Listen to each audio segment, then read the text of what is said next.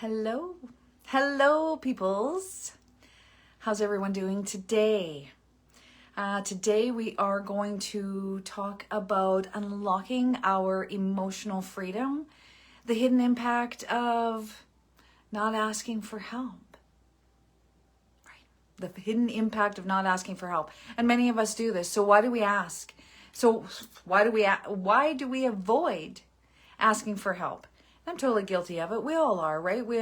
And for myself, I'm starting to recognize my patterns and I'm starting to ask for more help. So we all do this, and some do this more than others. Or we know others who always seem to get help, right? Hint, FYI, it's a vibrational pattern that we have built up over the years with our experience, with our life experience, and we've built up these vibrational patterns. Hello, I am Lisa, and welcome to my show. We're here for the human experience, where I help people change their perspective, get to the root cause of our struggles, and recognize our vibrational patterns that create our experiences. Our mind can be a magical place where we create, distort, destroy, and when we couple that with our emotional state as we are creating, it produces either desired or undesired experiences. So firstly, we need to understand why we do this and we need to do this without any judgment. We need to be honest with ourselves. So it is important also to listen and feel the information that our mind, body, and spirit are providing. You know the feelings, you know the thoughts.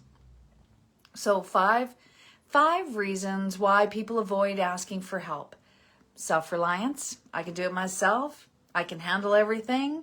And some people think that this might come up. Self-reliance. They don't want to show this as potentially a sign of weakness if they're asking for help. Sometimes we've asked for help and we're not getting the help, so we'll just do it ourselves. There's a fear of judgment. Right? We don't want to appear, right? We're always so concerned about what everybody else is thinking. So, which is crazy making in itself. However, so fear of judgment. So that means we could possibly be thinking that if we're asking others for help, they're going to judge us. They're going to think that we're incompetent. They may think that we're lazy, or just give us a bunch of, grief, I guess. Or they don't, they give us a vibe. Right? Perfectionism is another one. Self-image, we might have an image of, that we're perfect, that we don't need any help. It may seem like we're flawless. I think that's just an illusion or delusion in our head. My opinion only. And we don't want people to see us that we just can't, don't have that ability, or that we're not as perfect as we think we are. Sometimes we feel like it's a burden, so we're not going to trouble other people by asking because everybody else is busy too, and we'll just find a way to do that. Another one is we just lack trust. We lack the trust in the other's abilities or intentions. How many of you have felt that, right? So when we are afraid to ask for help or avoid asking for help, think of some of these things and just ask yourself, what is going on? Why don't I want to trust it? Bring it back to the root. Why don't I want to trust these people? Why don't I want to ask for help? Listen to your story and your narrative. So ways that we can shift that and start to ask for help is recognize the value of collaboration. And with collaboration, we can have better outcomes and create a new vibrational pattern, one of asking for help. We can challenge our limiting beliefs instead of saying, I can do everything myself, or just because it doesn't,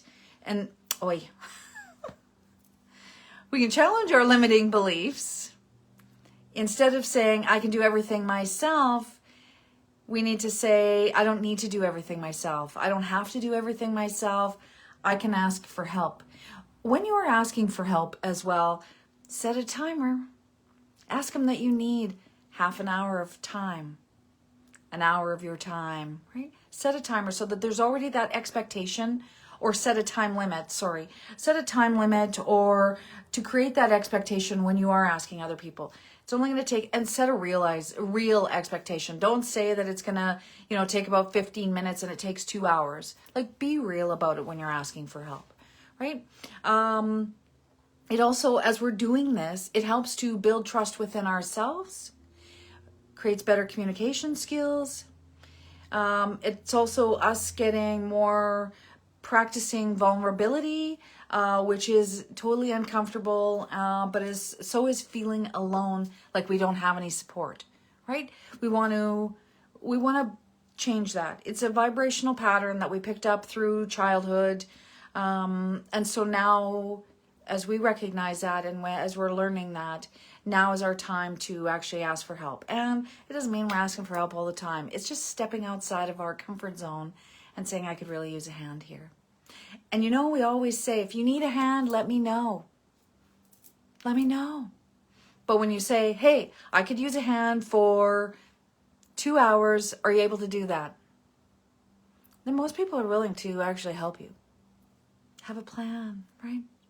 So seeking support from others, it also promotes that self-awareness, emotional healing, and it's breaking down our limiting beliefs and those vibrational patterns.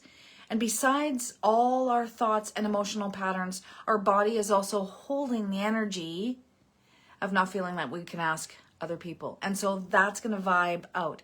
If I feel that I can't ask other people, the universe is going to show me that I can't trust people or I can't ask people, right? But if I shift my mindset and say, yes, people can help, I'm willing to allow people to help me, then that is starting to open up that door for us, for you to open, to ask for help and be okay with it. So the emotional patterns, our body holds the emotional weight of it.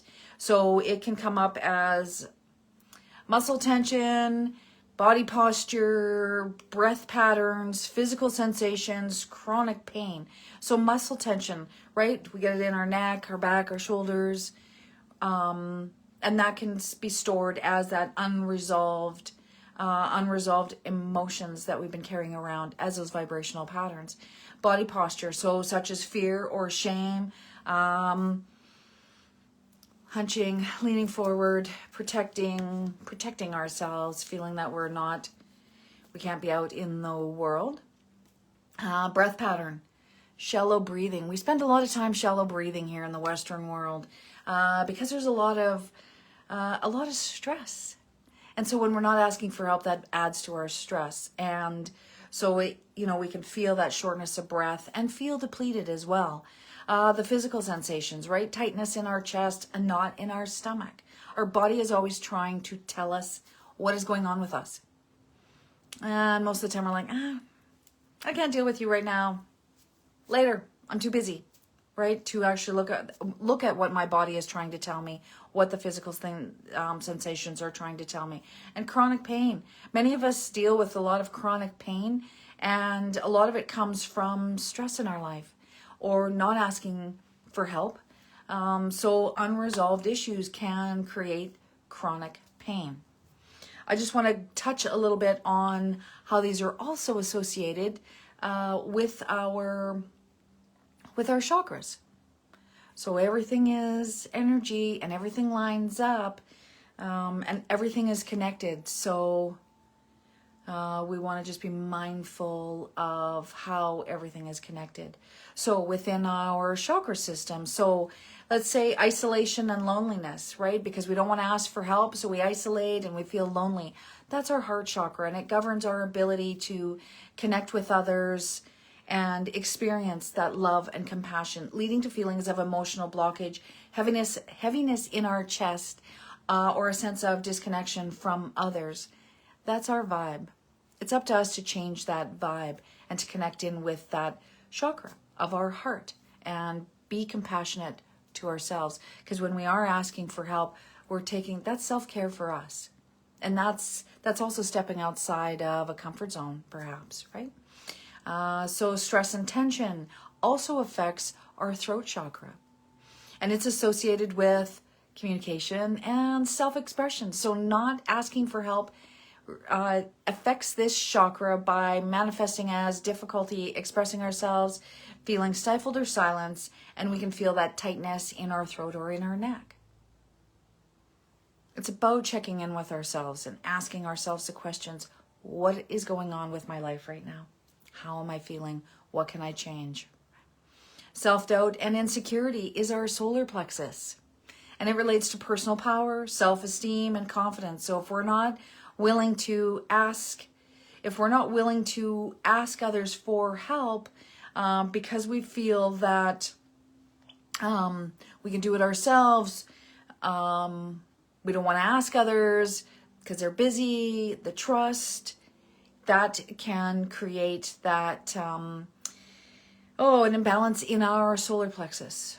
So we want to be mindful of that and check in with our solar plexus. Not asking for help in that area can lead to digestive issues, a knot in our stomach, or a sense of powerlessness. Shame and guilt is our throat and sacral chakra, and it can manifest in difficulty speaking and being creative and within our relationships.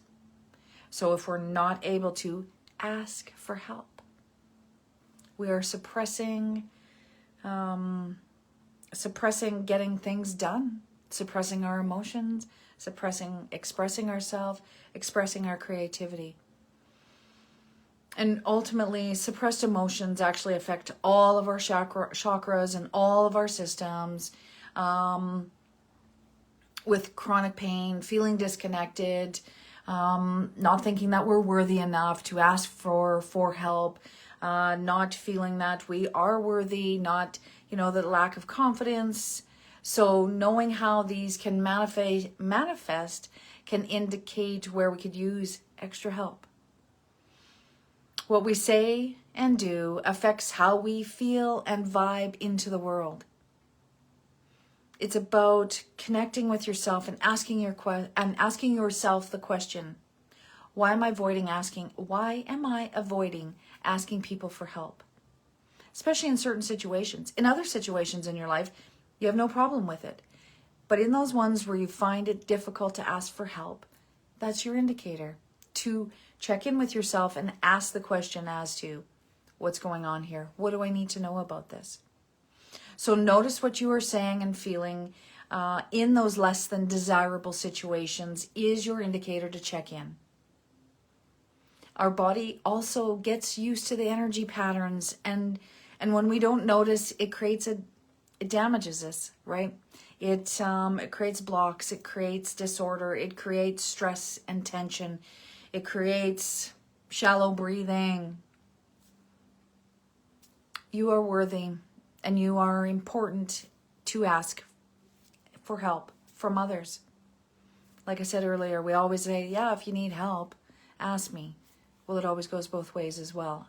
And so if you are always a helper, shift the energy and be a receiver of good energy and ask others for help and guidance. When we think, what we think, feel, and do is totally all connected, and it manifests in our life with desirable and less desirable outcomes. So how you think and feel about your life, it creates that desire. If I'm thinking negative or heavy thoughts, the universe is going to provide more of that. If I think that I'm not worthy of asking for help, the universe is going to show me that I am not worthy of asking for help because I have that vibe. I feel I'm not worthy enough to ask for help, so I'm vibing that energy. So how do you want to manifest your life, right? Ask yourself the questions. Ask for help. It's okay to ask for help. It really is. And like I said earlier, just ask, set a time, set an expectation. Know what people are able and capable of doing and helping you with. And know what you're capable and able of asking for. There are so many people out there that do not ask for help. And at times we're fine and we can manage. Of course we can. But let's start asking and see what happens. See how the energy changes. See how our vibe changes. See what we can manifest in our lives by asking, I could use some help. Thanks for joining me today as we navigate the matrix of our mind, body, and spirit as we are having this human experience on this plane and planet called Earth. We are multidimensional.